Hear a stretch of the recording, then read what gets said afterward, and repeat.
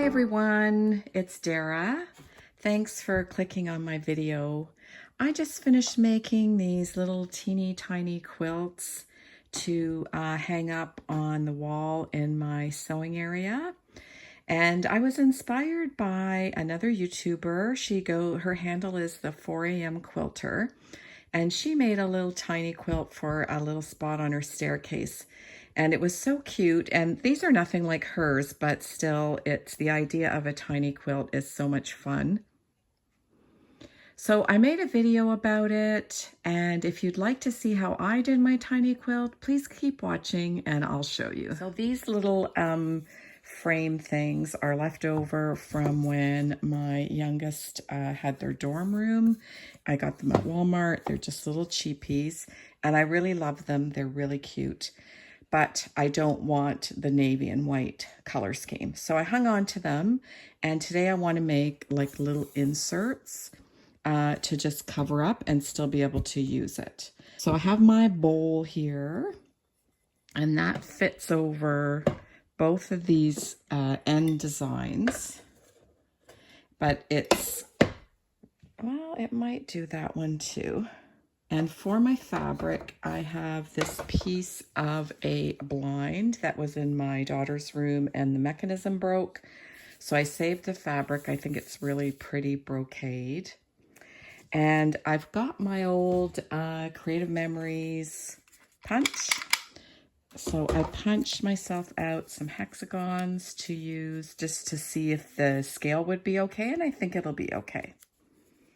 So over here on my ironing board, I have these little squares of fabric. I had ordered this for junk journaling to make pockets and stuff. It's way too thin, I think, to use for any kind of a quilt, unless it was just for a wall hanging. I don't order from those websites anymore, but I do have this, so I'm going to use it.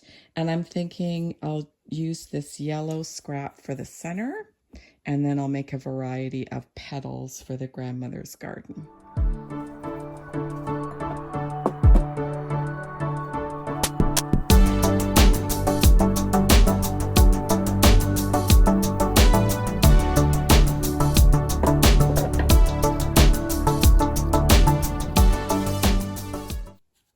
Okay, so you can still see the navy through here.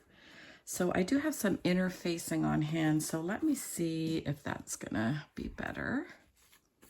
Yeah, I think that'll be better.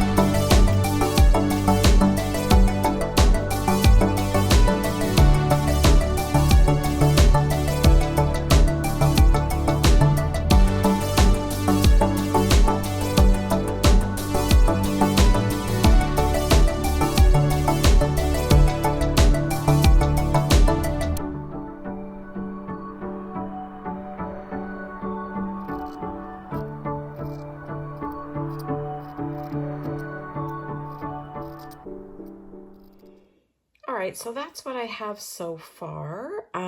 Definitely, you know, this makes it a little bit easier to cut than scissors, but I don't think it's actually that big of a difference. You can't necessarily tell. My plan is to just sew them on with raw edge applique. This fabric is so flimsy that I've decided to interface the back. So I've got my that's such a cute honeycomb pattern. I've got my little hexagons traced and I'm going to cut them out and fuse them on. Okay, I got that done, and you know, for the most part it was easy, but I had this one that slipped around. So I'm not going to try and peel it off. I'm just going to cut the interfacing and live with, get it focused there, live with the little bit of displacement. Tiny scissors. There. And then this one has a little spot right here. Okay, I'm ready to apply my hexagons. I've tested my machine. I've got my little scrap here. I'm going to use my machine blanket stitch. And I was inspired when I was at the Canadian Textile Museum. Nope, that's not what it's called. The Textile Museum of Canada. There was a beautiful old quilt there where the maker hand blanket stitched on. Well, you know, good for her. But I thought that contrasting color was kind of neat. So I'm going to try this green to contrast. And then before I do, I'm going to use some fabric glue to just stick myself down because I think pinning's going to be a nightmare. I've found my center by ironing these creases in. Hopefully that'll be close enough. Oopsie. Yeah. Oh, it really doesn't want to stick. Jeepers. And it's showing through. Okay, I can't have that. Okay, so the fabric glue is fired because it's not sticking and it is showing through my center. So I don't want that. So I am going to just hold it on and do the center first.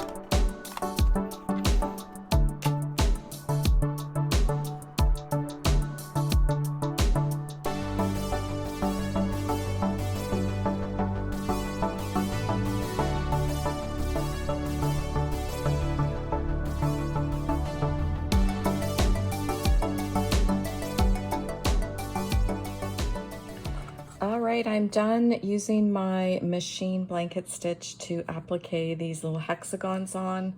I think that's really cute. So right now though, what I'm thinking is that this edge I'm not too happy with. It's okay, but I don't know, I feel like maybe it needs something around there. So I'm gonna give that some thought and come back.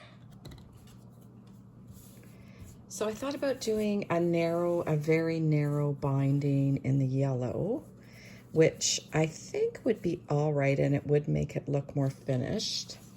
But then I was rummaging around in my junk journaling stash, and I have this whole thing of lace that I think I could coax around if I put it on by hand, and that might, will it fit? Will it fit?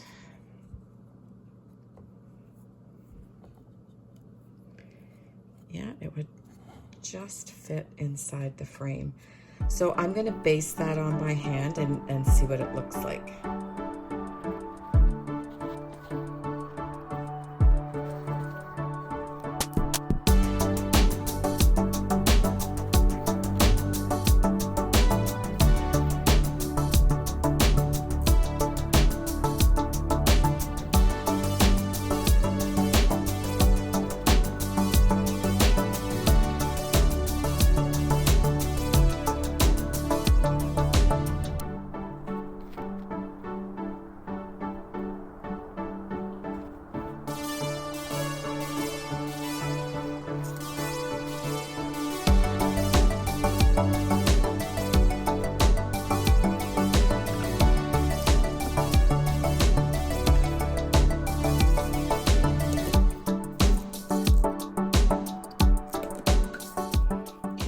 This is not laying flat. Is that a problem? I'm not sure.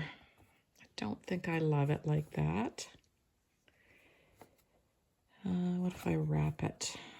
But then I've got, like, I like the texture of it, but I just, okay, I'm gonna try something.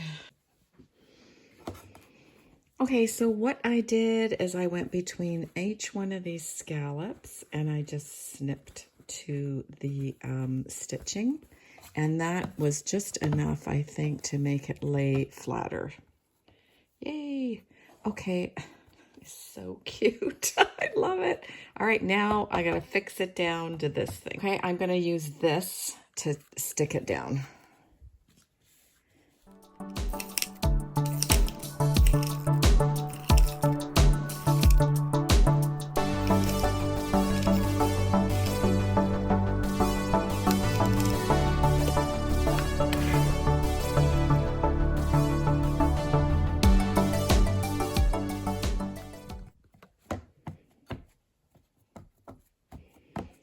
There we go. Oh my gosh, that is so cute. Okay, I'm gonna get on with making the other two. Okay, I'm ready to assemble my next little flower, and I thought I would try using my crafter's tape to hold them down and sew them all at the same time.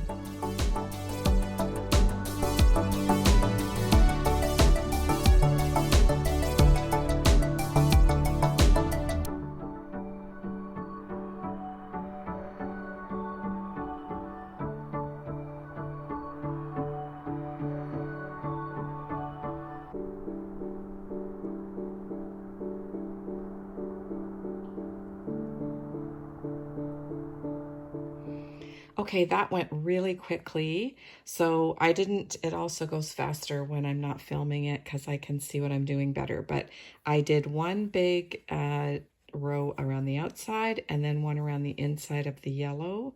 And then I was able to go up and down and around the insides of these petal hexagons. So I only had to cut the thread 3 times, which saves a lot of time and saves a lot of thread. And I still think it looks so cute. I'm finished making my little mini quilt wall art. I think they're so cute. I'm so delighted with them, and I'm so glad I made them. And here comes Harriet the Spy, to check them out.